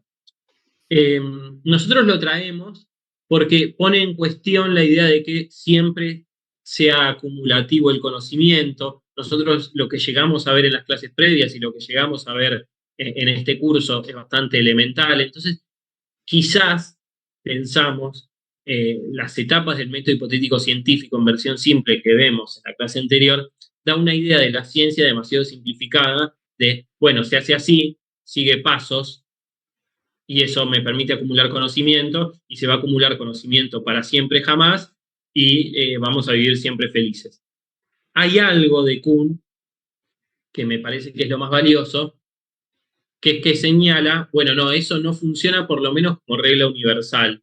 ¿no? No es así siempre, no es que se va a acumular en todo momento y en todo lugar y hay continuidad. Hay momentos donde hay quiebres radicales, ¿no? Quiebres totales. ¿Qué pasa? ¿Cuál es el problema, creo, en algún punto de Kuhn? Que estos quiebres, estos cambios, son más la excepción que la regla. Son de momentos muy puntuales de la historia, y es lo que de hecho nos va a dificultar encontrar demasiados ejemplos para algunas de estas cuestiones. Yo traje hoy algunos, ustedes pueden buscar en internet algunos otros, pero parecería en principio que es algo que sucede cada siglo, los quiebres entre los quiebres científicos, las revoluciones científicas. Quizás esa es una mirada retroactiva de la historia y hay algo del siglo XXI e incluso de la última etapa del siglo XX que hace que algo de estos cambios se aceleren. Pero parecería ser útil la teoría de Kuhn más para explicar las excepciones que las reglas. No sé si se entiende todo lo que quiero decir. Oscar, te doy la palabra que la habías pedido y ahí retomo en todo caso esto que venía diciendo a ver si. Sí, en relación a lo que es el periodo post-ciencia normal, que, bueno, hasta la ciencia normal estábamos aceptando el paradigma presente, y una vez que se van acumulando las anomalías y no se van encontrando alternativas de solución para estas anomalías, se va gestando, digamos, lo que sería el próximo paradigma previa a la revolución. ¿Es correcto este proceso? Sí. En el periodo de crisis, más lo que empieza a suceder es que los científicos se dan cuenta de que hay algo que no está funcionando y eso se empieza a radicalizar, se empieza a profundizar. Hay un momento intermedio, si querés, en el cual sí empieza a pasar esto que vos decís, compiten entre sí. Y el momento en el que nace el nuevo paradigma es cuando hay un consenso sobre alguna de estas escuelas que rivalizan, algunas de estas teorías que rivalizan. Sí, eso que vos decís, Oscar, es correcto. Bien. Bueno, si les parece, nos metemos con algunos ejemplos de revoluciones científicas y después volvemos a la inconmensurabilidad. Y luego hago un repaso de los 4 o 5 conceptos fundamentales de Kuhn que tienen que tener marcados con resaltador. Ejemplos históricos. Bueno, por un lado, en el que insistimos a lo largo de toda la materia, en general es un ejemplo que cruza casi todas las materias introductorias de casi todas las universidades, porque es un quiebre del conocimiento fundamental, ¿no? El paso de la teoría geocéntrica a la heliocéntrica, y que tiene un impacto muy fuerte también en términos intelectuales, ¿no? Va a tener un impacto en el arte, va a tener un impacto en la filosofía, la idea de ser humano, de que el mundo no es el centro, ¿no? No es el sol que gira alrededor de la Tierra. Eso va a generar un descentramiento del sujeto, del ser humano, de decir, momento, no somos el centro nosotros. Y si nosotros no somos el centro del universo, ¿de qué otras cosas no somos el centro? Bueno, vuelvo, específicamente en la ciencia, el paso de la teoría geocéntrica a la heliocéntrica va a cambiar radicalmente, ¿no? La idea de la astronomía, cómo estudiar la astronomía. Va a modificar completamente el decir, bueno, es lo demás lo que se está moviendo y resulta que somos nosotros acá parados los que estábamos observando los que se estaban moviendo. Ese como primer ejemplo, pero para traer otros, ¿no? El paso también, que en alguna otra clase había mencionado, de la idea de la generación espontánea a la biogénesis, que se va a terminar de perfeccionar con Louis Pasteur, por eso su cuadro ahí. La idea de generación espontánea que aparecía, por ejemplo, en Aristóteles, era la idea de que desde elementos inertes, ¿no? Podían hacer vida. Por ejemplo, y voy a dar algunos ejemplos muy burdos, entre el maíz, la combinación de maíz y no sé cuál otro elemento podían hacer las ratas. Porque ¿cuál era ahí el hilo de pensamiento? Ahí hay ratas, nacen de eso las ratas. En cambio, la biogénesis va a proponer la vida vinculada con la vida misma, ¿no? Específicamente, y lo voy a leer porque me lo traje, ustedes ya saben que la biogénesis no es mi terreno de conocimiento específico, ¿no? Lejos de eso. Es el proceso fundamental de la producción de nuevos organismos vivos a partir de otros ya existentes del mismo tipo, ¿no? La idea de que siempre nacen dentro de la misma especie, para nacer vida hace falta vida, ¿sí? En todo caso, Darwin lo que va a plantear es que a lo largo de siglos y siglos lo que va pasando es ligeras modificaciones que hacen el nacimiento de nuevas especies.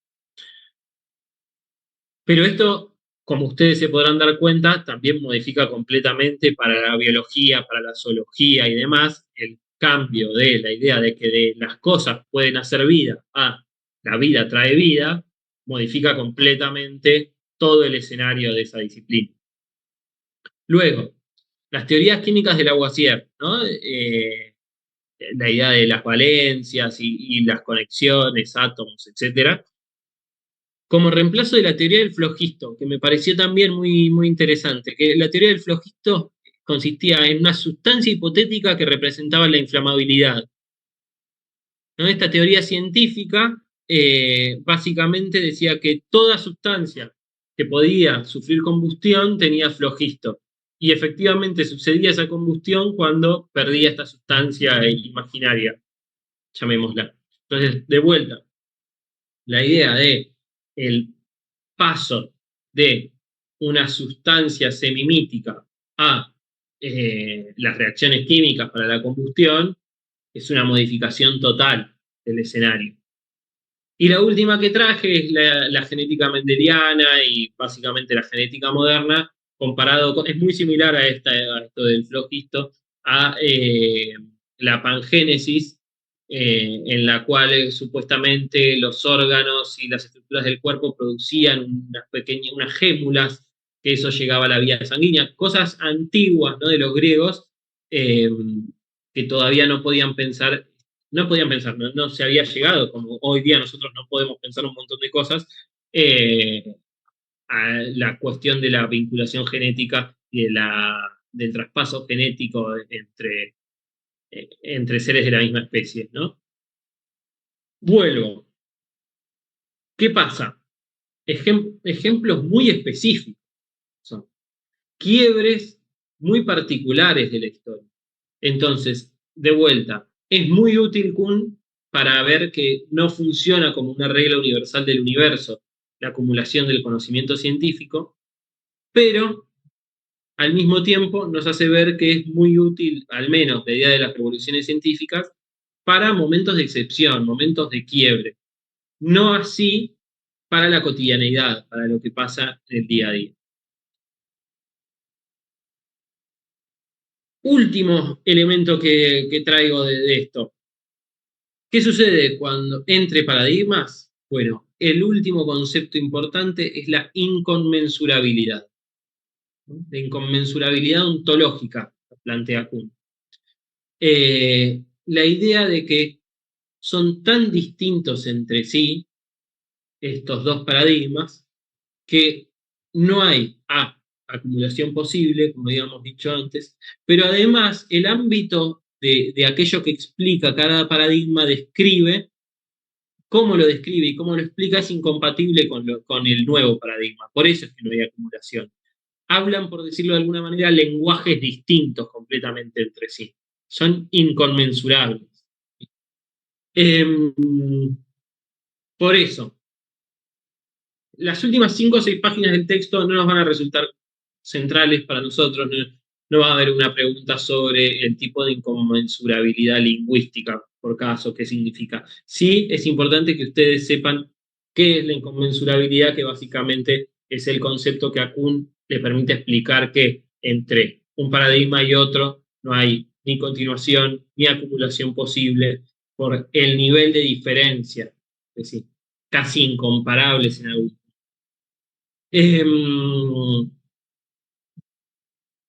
Bueno, entonces, Kuhn, revolución científica, inconmensurabilidad, ciencia normal, periodo de crisis, paradigma.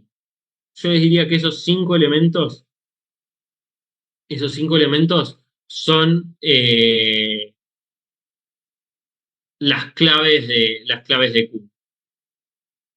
Bien, hoy he cumplido bastante bien el horario que había pensado para tener un buen rato para hablar las otras cosas, pero le mantenemos todavía dentro de Kuhn dudas, consultas sobre Kuhn, sobre esto. Profe, yo más que nada si podía repetir lo último que dijo, que eran, digamos, los pilares fundamentales de Kuhn. Bien, tienen que leer todo el texto igual, ¿no? Eso está claro y repasarlo, pero cuestiones fundamentales, paradigma, revolución científica, las etapas, ciencia normal, periodo de crisis y la idea de inconmensurabilidad entre paradigmas. Yo les diría que esas 5 cuestiones son las que concentran este texto. Que de vuelta lo ponemos para problematizar un poquito esos 2 capítulos que habíamos leído la clase pasada. ¿Sí? Y ver cómo no hay una regla universal en la acumulación de conocimiento científico. Hay momentos de quiebre.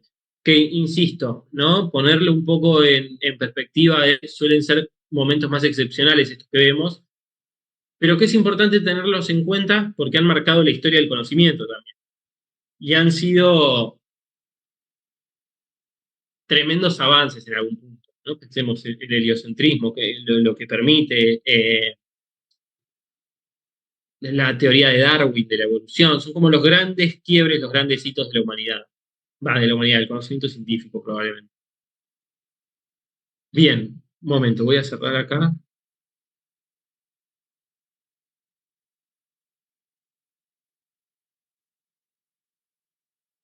Ahí está.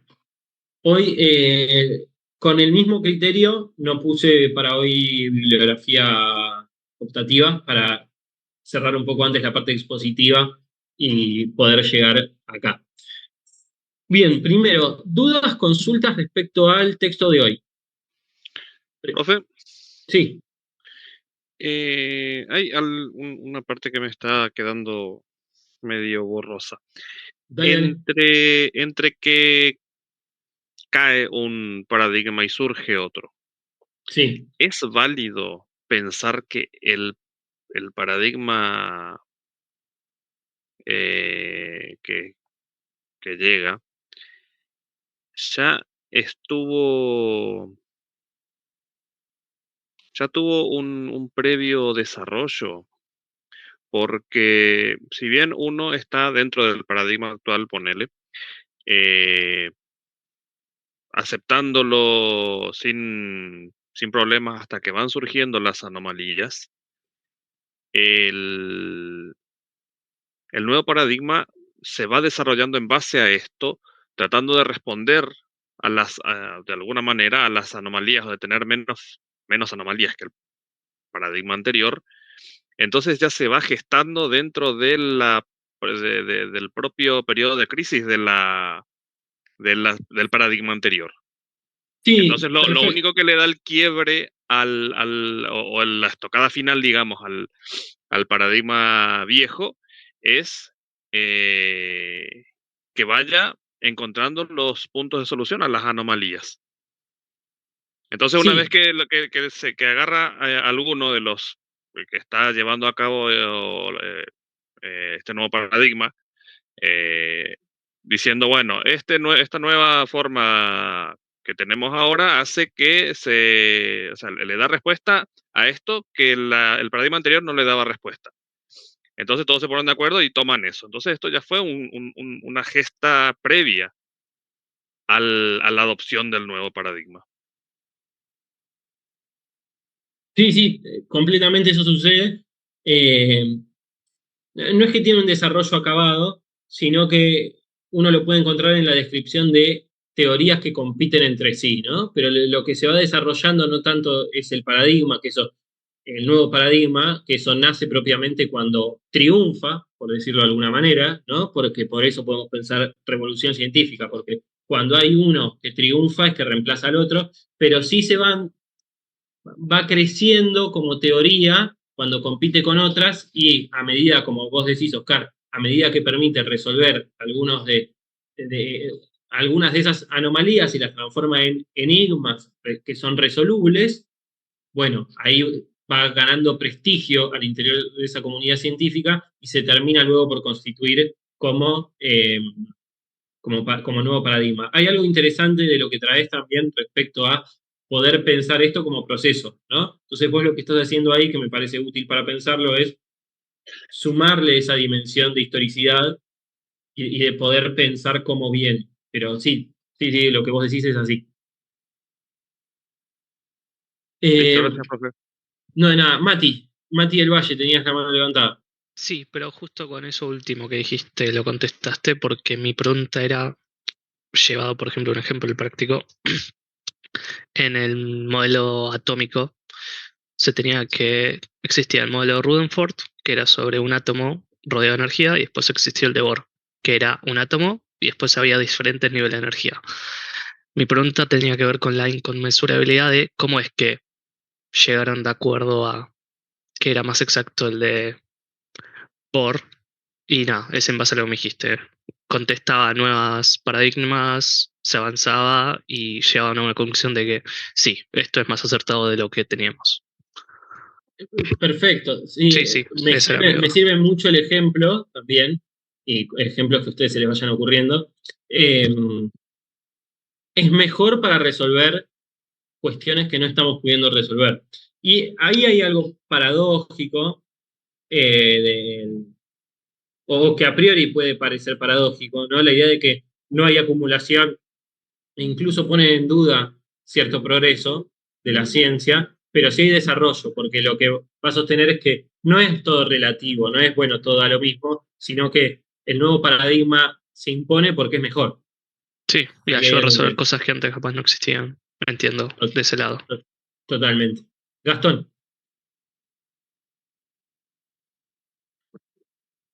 Sí, querido profesor. Bueno, quería más o menos encuadrar todo lo que he explicado. De lo que me quedó un poco de timbre fue lo último, que había dicho de revolución científica, ¿no? Que había dicho que, digamos, que una aparición de nuevo paradigma suplanta, digamos, o sea, reemplazaría a otro, de manera bueno, que los científicos se vuelvan para otra teoría, digamos, que por ahí pueden explicar, que podían explicar mientras otros por ahí tratan de resolver algunas otras nuevas teorías, digamos. Y después faltaría, profe, lo de Kuhn, quería resaltar que dice algo así como habías explicado de que algún conjunto de anomalías o que, digamos, estos producen una crisis que ocasiona la proliferación de otros paradigmas, sería. Eso más o menos habías explicado a lo último, ¿no? Como algo así, una ciencia extraordinaria, algo así. Sí, la proliferación de teorías que compiten por explicar aquello que no se está pudiendo explicar en el momento, una de las cuales se va a demostrar o se va a mostrar a sí misma como más apta, perdón que caiga traje mucho a Darwin evidentemente, pero se va a mostrar más útil para resolver esas cuestiones y ahí es que logra erigirse como nuevo paradigma. Pero no puedo tener dos paradigmas al mismo tiempo en una ciencia, sino que hay uno que destrona al otro, por eso esta idea de revoluciones científicas, ¿no? Como sería, profesor, estaría explicando como que capaz del conjunto de anomalías surgirían otros nuevos paradigmas que por ahí resultan ser más, ¿cómo puedo explicarlo?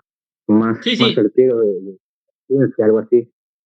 Sí, de ese conjunto de anomalías, de que cada vez se sumen más anomalías y al mismo tiempo que se radicalizan, es decir, que son más profundas, que ponen más en cuestión al paradigma vigente, nacen primero teorías, en plural, digamos teorías, y luego un paradigma que logra demostrarse mejor que el paradigma anterior y que las otras teorías que estaban en pugna, por así decirlo.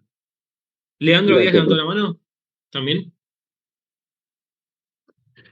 Sí, pero era básicamente esto que estaban charlando sobre el reemplazo de un paradigma que viene a solucionar lo mismo que el paradigma que está reemplazando saliente, digamos, pero de otro con métodos, con otros métodos totalmente opuestos. Lo que yo entiendo, perdón, ya, es que es radicalmente opuesto el nuevo paradigma al anterior. Casi no comparten teorías dentro de lo que es la composición del paradigma para explicar el fenómeno que trata de explicar.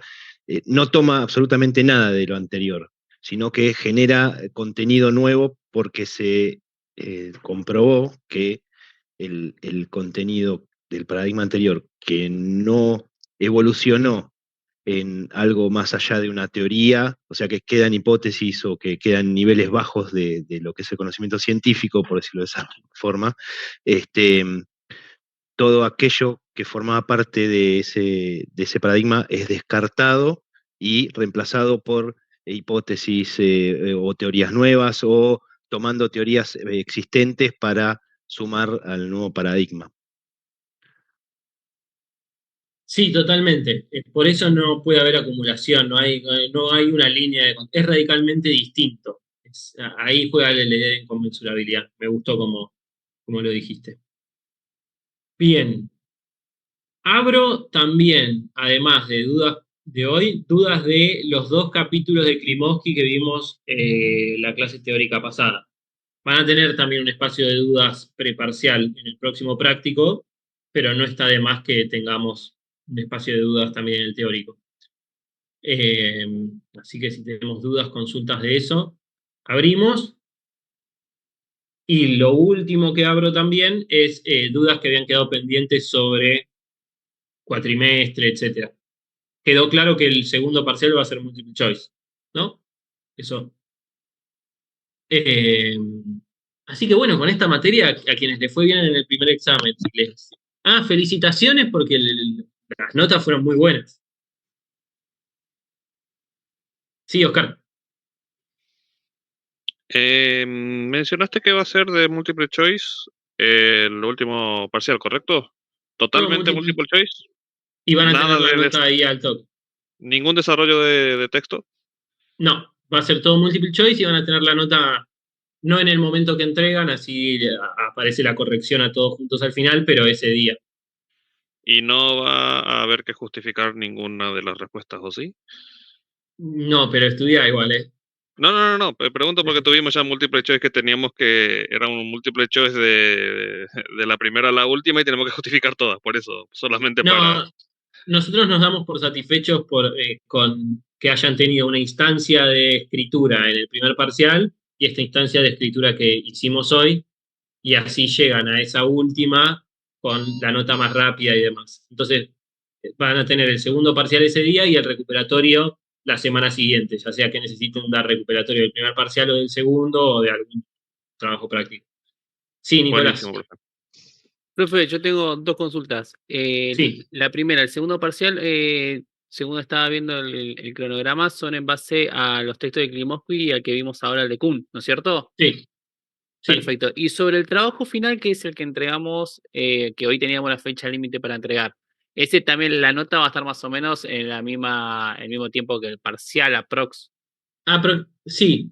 Sobre eso una aclaración. Nosotros ponemos como un tiempo límite que ponemos de acuerdo. Después los docentes más o menos llegan de acuerdo a su... Supongo que se darán cuenta que nosotros no vivimos solo de esta materia porque no nos alcanzaría. Así que más o menos yo sé que hubo un docente de una comisión que pudo entregarlos antes de las 2 semanas incluso. Hay otro que llegó hoy, pero ponemos ese límite. De acá a 3 semanas están sus escritos, sus notas. Listo, perfecto. Muchas gracias por la aclaración, profe. No, de nada. Ricardo, yo los nombro con el orden que me sale acá. No sé si es como levantaron, pero...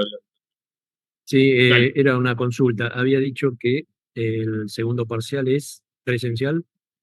No, multiple choice virtual. Virtual. Ah, Les vamos a pedir que prendan la cámara, cuestión de chequear la identidad y no. bueno, sí, sí. Había escuchado que era presencial. Bueno, No, lo gracias. único ¿El final es presencial, presencial o virtual? el final es presencial, es lo único que tenemos. Ojo, igual eso depende de las instrucciones del departamento, de la facultad, pero hasta ahora todos los finales que hemos tomado fueron presenciales, así que supongo que esta vuelta también van a ser presenciales. Me figura Maxi Miño. Profe, consulta. No sé si lo quedaron al principio porque me conectó un poquito más tarde. El tema de las notas del primer parcial. ¿Qué es? Porque tengo dos notas. Una nota por el Word, por el escrito, otra nota por el Choice. ¿Qué es lo La que- nota que te ponen en el Word, en general, incluye las dos cosas. Igual cualquier duda sobre eso, mensaje a su profe de comisión, que son los que se encargaron de esa parte, digamos. Listo, gracias. Ya. Dana. Sí, primero que nada quería consultar con respecto bueno, ojalá que pueda promocionar, pero digamos, si yo se me da 6,50 o 6,70, eso no se redondea, nada. O sea, queda así. Tienen que tener 21, tienes que dar 7. De todas formas, los que van a pasar. De todas formas, los que van a pasar esa nota son sus profes de comisión, porque esto funciona así. Los profes de comisión son los que se encargan de corregir y de pasarme esas notas. Yo no me voy a poner a mirar cómo redondearon y esas cosas. Así que a mí me llega y yo después las tengo que cargar para el departamento. Pero de esa parte. Bueno, depende mucho del profe. En principio, lo legal es que tienen que tener 21, o sea, tiene que tener 7. Eso es lo que dice la norma. Claro, perfecto. Y bueno, yo había leído que son 3 instancias de evaluación, o sea que el último parcial, o sea, se promedia entre la nota del cuestionario más la nota de la escritura, pero la escritura tiene nota máxima 6. Este parcial que pasó, el primer parcial, tenía 2 partes. La escritura que son 6 de los 10 y el multiple choice que era... No, perdón, al revés. Me fui, ¿no? Era... Sí, al revés, profesor. Era... 4 el escrito y 6 el 4 y multiple el choice. choice sobre 6. Gracias, tuve ahí una laguna. 4 el escrito, 6 el choice. Entonces, si vos hiciste perfecto el escrito, tenés 4 puntos y le sumó tu docente los del choice y te pasó esa nota. O sea que la nota que queda final es la nota que me aparece en el escrito. En general, hicieron eso, excepto que hayan hecho lo contrario. Igual ya te lo digo, lo puedo chequear. No, perdón, por lo menos en mi comisión la nota está en la instancia de la entrega Claro, total. del escrito. Claro, exacto, que dice ahí cuánto es la suma del multiple choice y del escrito. Sí, siempre hacemos eso nosotros. Yo no quise... Sí, Dana, la nota que te figura ahí, que es muy buena por otro lado, felicitaciones, es tu nota, 8, monedas. Genial, o sea que todavía tengo chance para promocionar si es que, bueno, no sé qué nota me voy a sacar en la entrega. Perfecto, sí, eso quería consultar.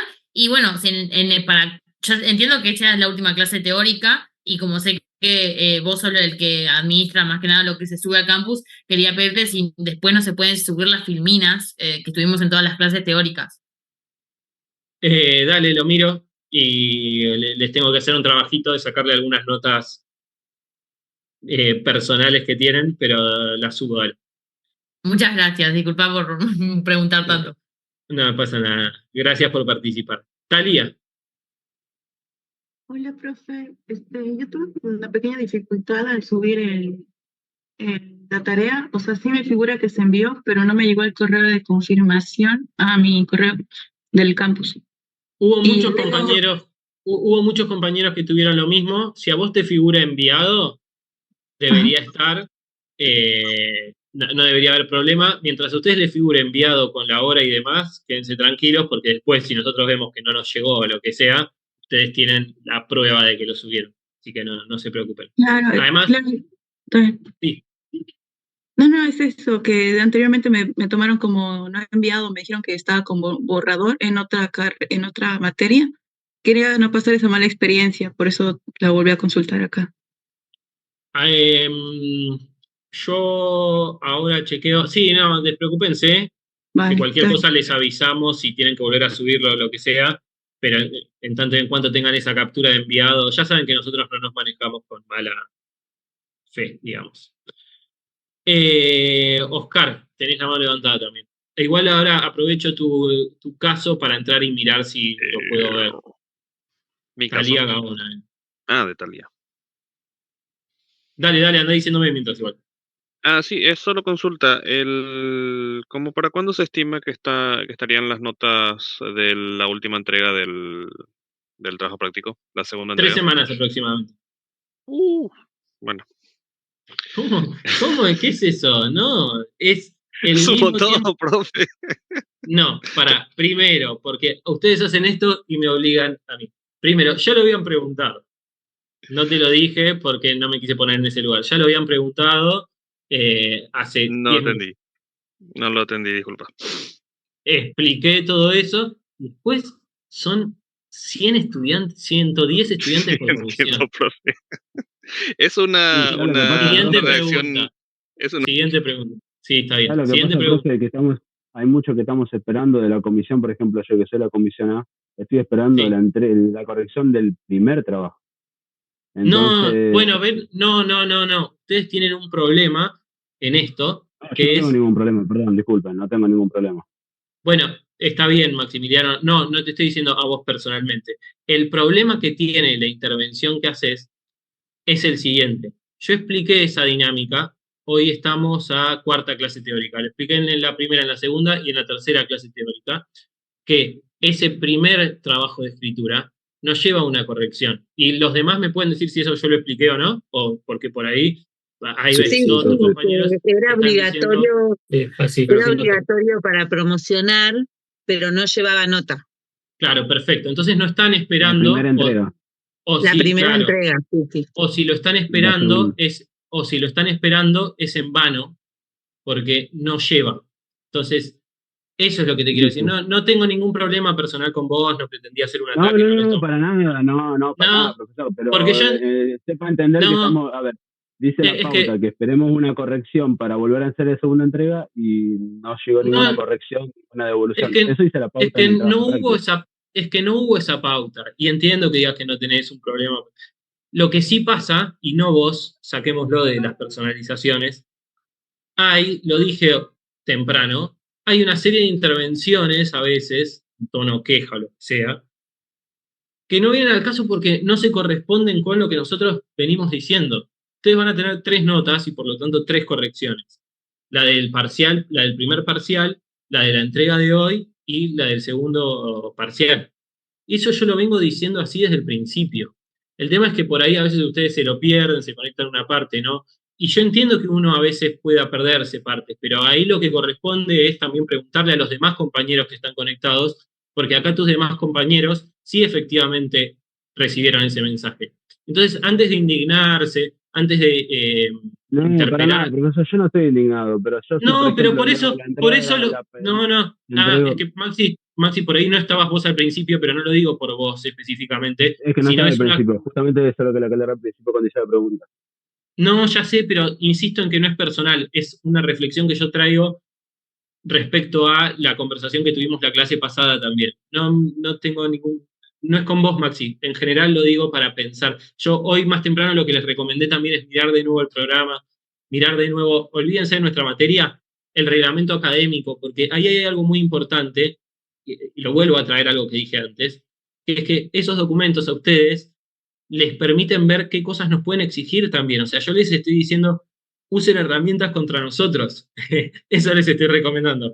Pero vengan esos reclamos, esas quejas, vengan con eso. Porque de hecho, cuando vos lo vayas a ver, por ejemplo, el reglamento académico, si hay alguna cosa que no cumplimos, es más laxo con ustedes. Por ejemplo, que puedan promocionar con promedio 7 y no pedirles que tengan 7 en todas las notas, por caso. Así que eso, ¿no? No están esperando una corrección porque esa parte no lleva a esa corrección. Esa parte, lo que se espera es que en esas correcciones colectivas que ustedes hacen puedan repensar sus trabajos ustedes mismos. Y esto yo ya en la clase anterior lo había también repasado. Gastón.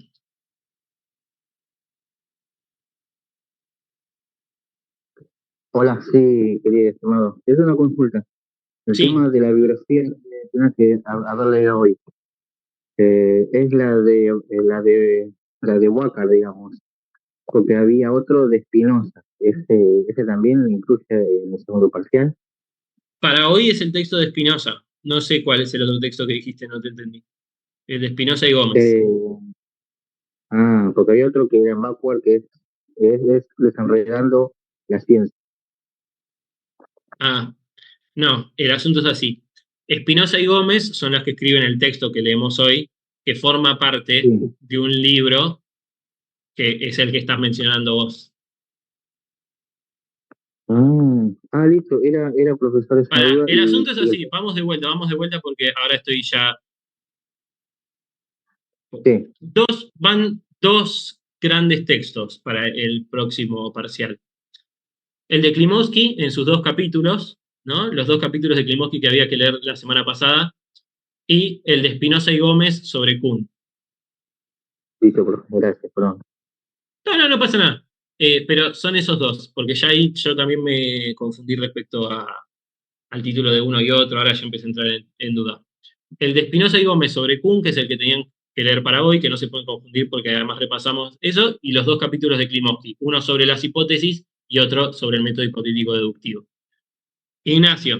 Sí, perdón.